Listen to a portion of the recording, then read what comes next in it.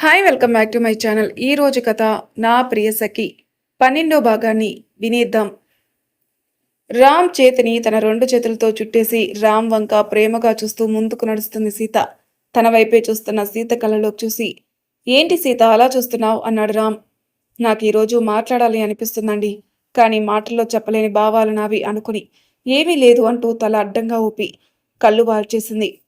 అలా నడుచుకుంటూ బాల్కనీలోకి వచ్చాక సీత చుబుకం పట్టుకుని తల పైకెత్తి ఆకాశం వైపు తిప్పి చూపించాడు రామ్.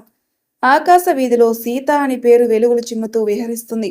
అది చూసిన సీత ఇదెలా సాధ్యం అని ఆలోచించి తన సంతోషం ముందు ఆ ఆలోచన ఎక్కువసేపు నిలవలేక కళ్ళల్లో ఆనందం కన్నీరుగా బయటికొస్తుంటే రామ్ వైపు చూసింది. మళ్ళీ అటు చూడమని సైగ చేశాడు రామ్. ఈసారి తన పేరు వెనక శ్రీరామ అని చేరడంతో ఇప్పుడు తన పేరు ఇంకా అందంగా కనిపిస్తుంటే మురిసిపోతూ ఇటు తిరిగేసరికి చేతిలో రింగు పట్టుకుని మోకాల వైపు కూర్చొని ఐ లవ్ యూ సీత అన్నాడు రామ్. సీత కూడా రామ్ ఎదురుగా కూర్చొని నాకు మీలాగా ప్రేమ వ్యక్తపరచడం రాదు, కానీ నేను తీసుకునే ప్రతి శ్వాస మీకోసమే. మీరంటే నాకు చాలా ఇష్టం. ఇదే ప్రేమ అయితే నేను మిమ్మల్ని చూసిన రోజు నుండే ప్రేమిస్తున్నాను, కానీ అది ఎలా మీకు తెలియజేయాలి తెలియక ఆగిపోతున్నానని చెప్పి రామ్ ముందు చేయి చాపింది. సీత చేతిని తన చేతుల్లోకి తీసుకొని తన చేతిలో ఉన్న ఉంగరం సీతకి పెట్టి చేతిని ముద్దాడాడు రామ్. రామ్ ప్రేమని ఆస్వాదిస్తూ ప్రపంచాన్ని మర్చిపోయింది సీత. అలాగే రామ్ గుండెలపై వాలి ఈ ప్రేమ ఎప్పటికీ ఇలాగే ఉంటుంది కదా అని అడిగింది. సీత మాటల్లో ఆంతర్యం అర్థమై భయపడకు సీత, మేనక లాంటి వాళ్ళు ఎంతమంది వచ్చినా నీ నుండి నన్ను ఎప్పటికీ దూరం చేయలేరు అన్నాడు రామ్. ఆ మాటకి తలెత్తి రామ్ని చూసింది సీత. నీతో ఆ రోజు మేనక మాట్లాడిన ప్రతి మాట నేను విన్నాను సీత అన్నాడు రామ్. సీత మళ్ళీ రామ్ గుండెపై వాలి నేను తన మాటలు నమ్మలేదండి అని చెప్పింది గొంతులో భయం ధ్వనిస్తుంటే. నేను చూశాను సీత అన్నాడు రామ్. గతంలో రామ్కి సీతకి ఫస్ట్ నైట్ ఏర్పాట్లు జరుగుతుండగా అదును తీసుకుని సీత గదిలోకి వచ్చింది మేనక. మేనక ఎవరో మహా చెప్పడంతో రాగానే పలకరింపుగా నవ్వింది సీత. ఈ అమాయకపు నవ్వుతోని ఎంతమందిని పడేస్తావని వ్యంగ్యంగా మాట్లాడింది మేనక. మేనక నోటి నుండి ఆ మాట వినగానే సీత మనసు చివుక్కుమని ఇలాంటి మాటలు పడడం తనకి కొత్త ఏమీ కాదనుకుని మౌనంగా ఉంది. నువ్వు కనిపించేంత అమాయకురాలివి కాదని నాకు తెలుసులే సీత. నువ్వు ఎంత కిలాడివి కాకపోతే ఒకటితో పెళ్లి పీటలెక్కి ఇంకొకటితో తాళి కట్టించుకొని ఫస్ట్ నైట్కి రెడీ అయిపోతావు అనింది మేనక. ఈ మాట ఎవరో ఒకరి నోట వినవలసి వస్తుందని ఊహించిన సీత మేనక నోట ఆ మాట వినేసరికి పెద్దగా పరకపోయినా మనసు బాధపడింది. అయినా తిరిగి మాట్లాడడం తెలియని సీత తలదించుకుని అలాగే ఉండిపోయింది. కానీ మనసు మాత్రం తనని ప్రశ్నించింది. ఇదే మాట నీ భర్త అడిగితే ఏం సమాధానం చెప్తావంటూ నిలదీసింది. సీతని ఒకసారి చూడాలనిపించి అటుగా వచ్చిన రామ్ ఆ మాటలు వింటూ సీత ముందుకి ఇప్పుడు వెళ్తే తన మనసు చివుక్కుమంటుందని, నా ఎదురుగా నిలబడ్డానికి ఇబ్బంది పడుతుందని అనుకుని దూరంగా ఉండి మేనకా మాటలు పూర్తిగా వినసాగాడు. నీకు తెలుసో లేదో, ఈ పెళ్లి రామ్ని నీ మీద ఇష్టంతో కాదు, వాళ్ళ నాన్న బాబాయ్ మాట కోసమే చేసుకున్నాడు. అసలు నువ్వనేదానివే లేకపోతే నా రామ్ నన్నే పెళ్లి చేసుకునేవాడు. ప్రేమ ప్రేమ అంటూ నా వెంట తిరిగి సీతను ఎందుకు పెళ్లి చేసుకున్నావని నేను అడిగితే ఏం చెప్పాడో తెలుసా? నీ అంతటి నువ్వే ఇక్కడ నుండి వెళ్ళిపోయేలా చేస్తానన్నాడు. అలాగే ఈ మాట నీకు చెప్పి ఉంచమని, నువ్వు రామ్ దగ్గరికి అవ్వాలని ఎట్టి పరిస్థితుల్లో అనుకోవద్దు అని కూడా చెప్పమన్నాడు. ఇంకా చెప్పాలంటే తన జీవితంలో నాకు మా ప్రేమకు తప్ప దేనికి ఎవరికి స్థానం లేదని చెప్పి రమ్మని నన్ను పంపాడు అని చెప్పి వెళ్ళిపోయింది మేనక. అక్కడే బొమ్మలాగా బిగుసుకుపోయి నిలబడిపోయిన సీతను చూసి రామ్ మనసు మొక్కలవుతుంటే సీత మాత్రం కళ్ళ నుండి జారుతున్న నీటిని ఎవరికీ కనపడకుండా దాచేసి, ఇవి ఏవీ నేను నమ్మను, నేను కళ్ళతో చూసిందే నమ్ముతాను. ఆయన కళ్ళల్లో నా మీదున్న ప్రేమ నేను చూశాను. ఇన్నేళ్లుగా నన్ను అంతరూ అపురూపంగా ఎవరూ చూడలేదు. నా మనసు నన్ను మోసం చేయదు. ఒకవేళ చేసినా ఆయనకి నిజంగా నేనంటే ఇష్టం లేకపోయినా నేను తప్పుకోవడానికి సిద్ధంగా ఉండాలి అని పెదాలు కలుపుతూ మాట్లాడుకుంది. తనని అలా చూసిన రామ్, ఇన్ని రోజులు నా చుట్టూ ఎలాంటి వాళ్ళు ఉన్నారో తెలుసుకోలేకపోయాను. నువ్వు ఎలా వచ్చావో లేదో నా కళ్ళకి కనువిప్పు కలిగింది. నేను నిన్ను ప్రేమిస్తున్నాననేది నీకు మాటల్లో చెప్పడం కాదు, చేతల్లో చూపిస్తాను. నువ్వు నన్ను ప్రేమించే వరకు ఈ మాట నేను నీకు చెప్పను అనుకున్నాడు రామ్. అప్పుడే అటుగా వస్తున్న పద్మగారిని చూసి సీతకి అలికిడి వినిపిడేలా శబ్దం చేసి అక్కడి నుండి వెళ్ళిపోయాడు. సీత ఆ సౌండ్కి తేరుకుని నవ్వు నటించసాగింది. ఎంత వద్దనుకున్నా మేనకా మాటల ప్రభావం సీత మనసులో ఉండిపోయింది. ఆ భయంతోనే రూంలోకి వెళ్ళిన రామ్ చూపించిన ప్రేమ కేరింగ్లో ఆ అనుమానం ఎక్కువసేపు నిలవలేదు. ఆ రోజు నుండి సీత మనసులో రామ్ స్థానం అంచెలంచుగా పెరిగిపోయి ఇష్టం ప్రేమగా మారిందే కాని బయటపడాలంటే ఏదో భయం బిడియం. అది అర్థం చేసుకున్న రామ్ సీతకి తనకి ప్రైవేట్ స్పేస్ ఇలా ఏర్పాటు చేసుకున్నాడు. ఇక ప్రస్తుతం రామ్ గుండెలపై ఒదిగిపోయింది సీత. సీతని తన బాహువుల్లో దాచుకున్నాడు రామ్. ఎవరి హృదయ స్పందన వారిద్దరిది ఇరువురికి స్పష్టంగా తెలుస్తుంది. చాలా సమయం అలాగే ఉన్నాక సీత ముఖాన్ని తన దోసిట్లోకి తీసుకుని సీత కళ్ళలోకి చూశాడు రామ్. సీత చూపు నిలవలేక కళ్ళు వాల్చగాని కెంపులైన తన బుగ్గలను చూసి తనకు కూడా ఇష్టమే అని మరోసారి నిర్ధారించుకుని సీత నుదుటిన తొలి ముద్దు పెట్టాడు రామ్. రామ్ శ్వాస తనకి గాఢంగా తగలగాని సిగ్గుతో కళ్ళు మూసుకుని రామ్ ప్రేమని సృశించసాగింది సీత. మళ్ళీ సీత ముఖం చూసి అందమైన తల కళ్ళ మీద చెక్కిళ్ళ మీద ముద్దు పెట్టాడు రామ్. రామ్ ఇంకాస్త దగ్గరగా వస్తుంటే ఇక ఊపిరి తీసుకోవడం కూడా కష్టంగా తోచి రామ్ నుండి తప్పించుకుని లోపలికెళ్ళింది సీత. రామ్ తేరుకుని సీత వెనకే వెళ్ళి ఎదురుగా ఉన్న నిలువు తడ్డంలో సీతని చూసి తనలో తొనికిసలాడుతున్న నవ్వుని చూసి వెనక నుండి హక్ చేసుకుని తన మెడవంపుల్లో ముఖం పెట్టి ఇంకా మన మధ్య ఎన్ని రోజులు సీత ఈ దూరం అంటూ పెదాలు మెడకి తగులుతుంటే మాట్లాడాడు.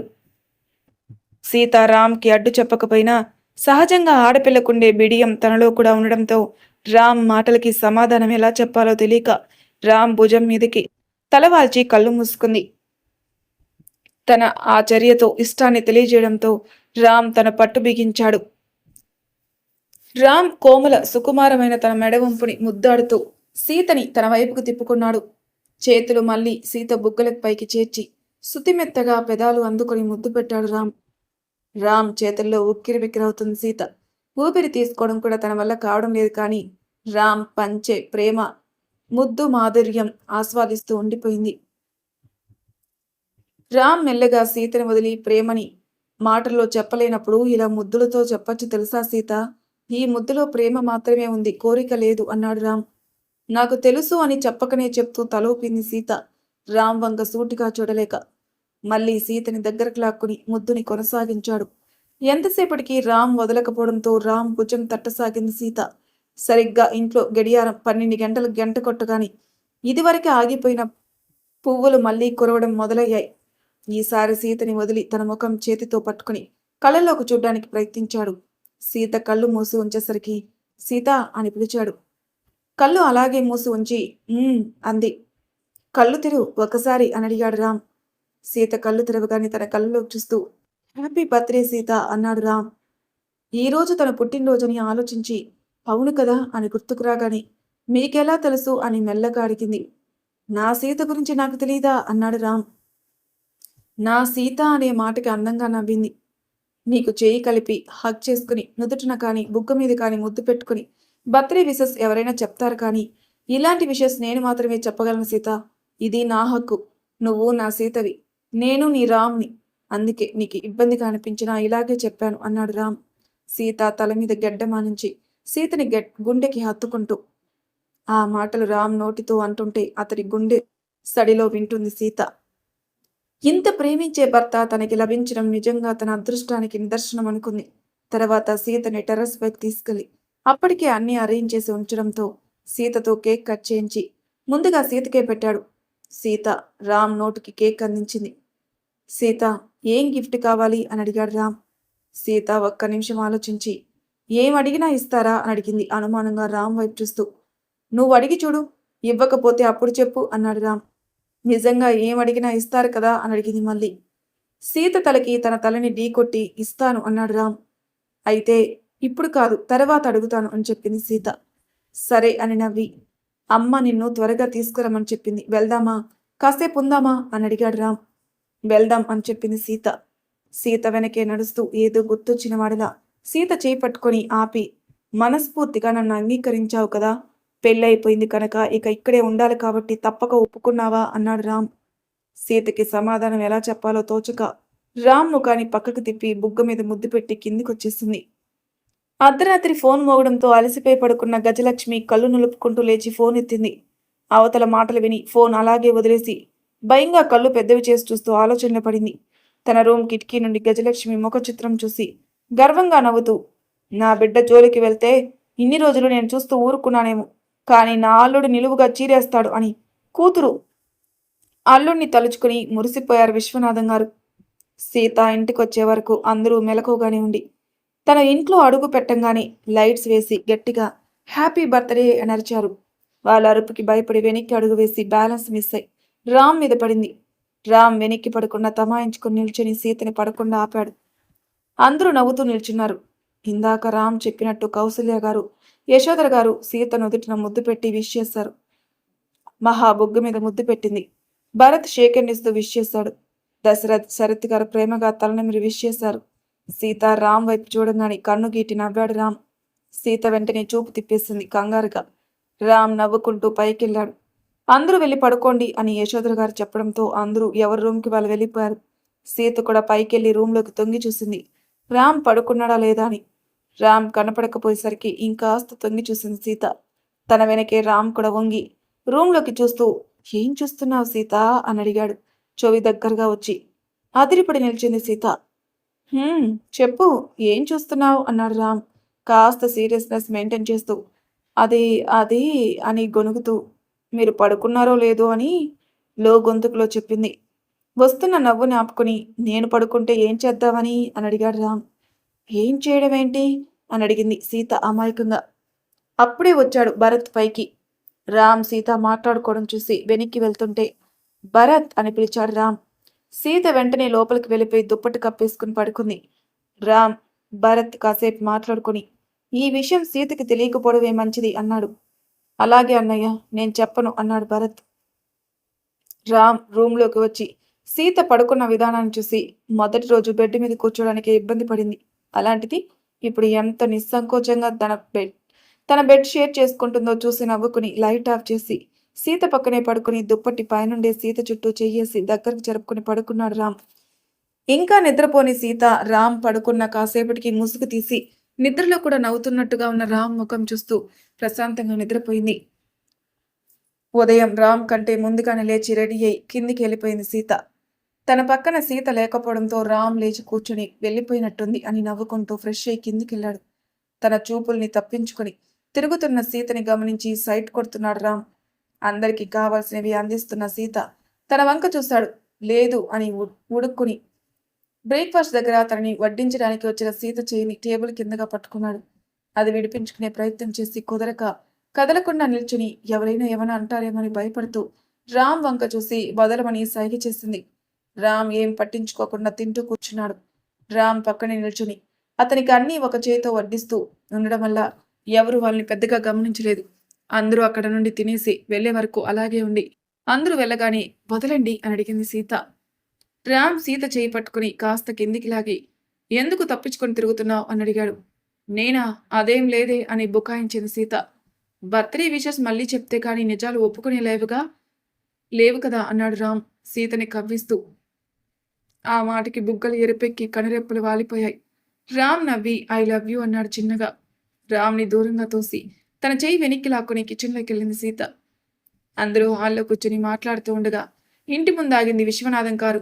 ఆయన ఇంట్లోకి రాగానే పరుగున వెళ్ళి ఆయన గుండెలపై ఒదిగి ఏడ్చేసింది సీత. ఇక్కడ ఎంత ప్రేమ పంచినా పుట్టింటి ప్రేమ సరితూగదనుకున్నాడు రామ్. సీత తలనిమిరి తన్ని పట్టుకుని లోపలికొచ్చి అందరికీ నమస్కరించి కుశల ప్రశ్నలు అడిగాడు. సీత కిచెన్లోకి వెళ్ళి అందరికీ కాఫీ కలిపి తీసుకునొచ్చింది. ఆయన కాఫీ తాగి యశోధర గారి వైపు చూసి అమ్మా, అమ్మాయికి అల్లుడికి పుట్టింటి సారి పెట్టాలనుకుంటున్నాం, మీరేమంటారు అన్నారాయన. ఇప్పుడెందుకు విశ్వం అవన్నీ అన్నారావిడ. అది కాదమ్మా, అమ్మాయికి నేను నా చేతులారా పెట్టుకోగలిదే ఇదే కదా, ఎలాగో దానికి నేను ఏ ముచ్చటా జరిపించలేకపోయాను అన్నారాయన బాధగా. ఆయన తన ఆయన బాధ అర్థమై కొడుకు కోడలు అంటే దశరథ్ కౌసల్య వంక చూసి అలాగే విశ్వం, నీ ఇష్టం అన్నారు యశోధర గారు. సంతోషమమ్మ, దీనికి మీరు కూడా వచ్చి అక్కడే ఉండి జరగవలసినవి చూస్తే బాగుంటుందన్నారాయన. సరే విశ్వం, మేము 2 రోజుల్లో వస్తాం, ముందుగా అమ్మాయిని తీసుకెళ్తావా అని అడిగారు ఆవిడ. అవునమ్మా అన్నారు విశ్వనాథం గారు కూతురి ముఖం సంతోషంగా చూస్తూ. ఆ మాట అనగానే సీత రామ్ వైపు బెంగగా చూసింది. వెళ్ళనా అని అడుగుతున్నట్టుగా. రామ్ కళ్ళతో ఏం పర్వాలేదు వెళ్ళు అని సైగ చేయడంతో అలాగే ఉండిపోయింది సీత. పెద్దవాళ్ళ మాటల్లో ఉండగా సీత మహాని తనతో రమ్మని అడగాలనుకుంది. కానీ గజలక్ష్మి తనని ఏమైనా అంటే బాధపడుతుందేమని అడగలేక ఆగిపోయింది. సీత ఏమైనా అనుకుంటే రామ్కి నోరు తెరిచి చెప్పే పని లేదు గనక మామయ్య సీతకి తోడుగా మహాని తీసుకెళ్ళండి అని చెప్పాడు రామ్. సీత రామ్ వైపు చూడంగానే ఇప్పుడు ఓకేనా అన్నాడు. అని తలాడించింది సీత. సీత వంట చేయడానికి వెళ్తుండగా కౌసల్య గారు ఆపి, నువ్వు బట్టలు సర్దుకొని మీ నాన్నతో మాట్లాడుతూ ఉండు సీత, వంట నేను ముత్యాలు కలిసి చేసేస్తాం అన్నారు. సరే అని పైకెళ్ళి సీత లగేజ్ సర్దుకుంటూ ఉండగా మెల్లగా పైకెళ్ళాడు రామ్. ఎందులో తన బట్టలు సర్దుకోవాలో తెలియక రూమ్ మొత్తం చూస్తున్న సీతని పక్కకు జరిపి లగేజ్ బ్యాగ్ తీసిచ్చాడు రామ్. సీత లగేజ్ సర్దుకున్నాక తన చేతిలో ఒక మొబైల్ ఫోన్ పెట్టి, ఇది నీ దగ్గర పెట్టుకో అన్నాడు. నాకెందుకండి అంది సీత. నీకు దీని అవసరం లేకపోవచ్చు కానీ నాకుంది, నీతో మాట్లాడాలంటే ఎలా మరి అన్నాడు. సీత నవ్వుతూ అది తీసుకోగానే దాన్ని ఎలా వాడాలో చూపించాడు రామ్. అందరూ మధ్యాహ్నం భోజనం ముగించుకున్న తర్వాత విశ్వనాథం గారు చెప్పడంతో సీత మహా రెడీ అవడానికి వెళ్లారు. చీర కట్టుకుని సింధూరం దిద్దుకుంటున్న సీతని వెనుకగా హత్తుకొని, జాగ్రత్త సీత అన్నాడు రామ్. సీత రామ్ వైపు తిరిగి అతడి ముఖంలోకి చూస్తూ కళ్ళల్లో నీరు తిప్పేస్తూ, నన్ను కూడా మీతో పాటే తీసుకొస్తామని మా నాన్నకి చెప్పొచ్చు కదా అని అడిగింది బాధగా. 2 రోజులేగా సీత, నేను వచ్చేస్తాను అంటూ సీత కంట్లో తిరుగుతున్న నీటిని చేతి వేళ్లతో తుడిచి నుదుటిన ముద్దు పెట్టి ఖర్చులకి ఉండని అని చెప్పి డబ్బులిచ్చాడు రామ్. నాకు వద్దు అని సీత అంటున్నా సీత బ్యాగ్లో పెట్టి సీతని గుండెకి హత్తుకుని కళ్ళు మూసుకున్నాడు రామ్. రామ్ గుండెలపై తలపెట్టి ఐ లవ్ యూ అనే మాటలు మనసులో ప్రాక్టీస్ చేస్తున్న సీత. ఇంతలో యశోధర గారు పిలవడంతో తేరుకొని రామ్కి దూరంగా జరిగి, త్వరగా వస్తారు కదా అని అడిగింది. రామ్ చిన్నగా నవ్వి, వస్తాను మేడం గారు అన్నాడు. టైంకి తినేయండి, ఆఫీస్లో ఎక్కువ సమయం వరకు ఉండకండి అని చెప్పింది సీత. సీత చెప్పే చిన్ని చిన్ని జాగ్రత్తలకి మురిసిపోయి అలాగే అంటూ తలాడించసాగాడు రామ్.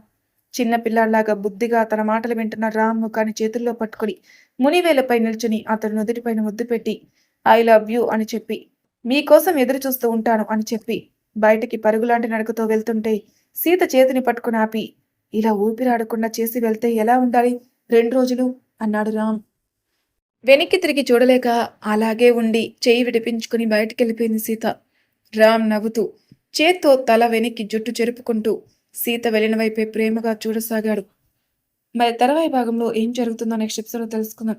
అంతవరకు నా ఛానల్ సబ్స్క్రైబ్ చేయని వాళ్ళు ప్లీజ్ సబ్స్క్రైబ్ చేసుకోండి. లైక్ చేసి షేర్ చేయండి. మీ అభిప్రాయాలు నాకు కామెంట్ రూపంలో తెలియచేయండి. Thank you for listening.